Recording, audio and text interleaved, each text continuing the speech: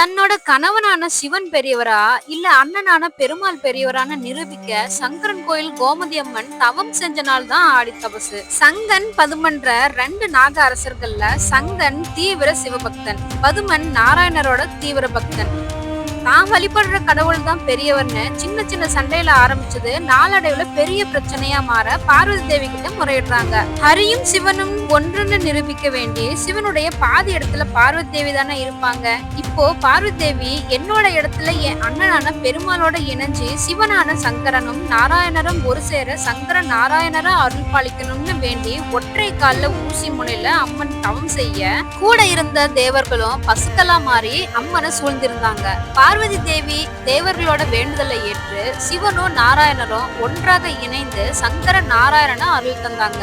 அதோட கோன்னு சொல்லப்படுற பசுக்கள் சூழ்ந்து மதின்னு சொல்ற பௌர்ணமி ஒளியில அம்மனோட முகம் அப்படியே மின்னியதான். அதனாலேயே கோமதி அம்மன் அழைக்கப்பட்டாங்க.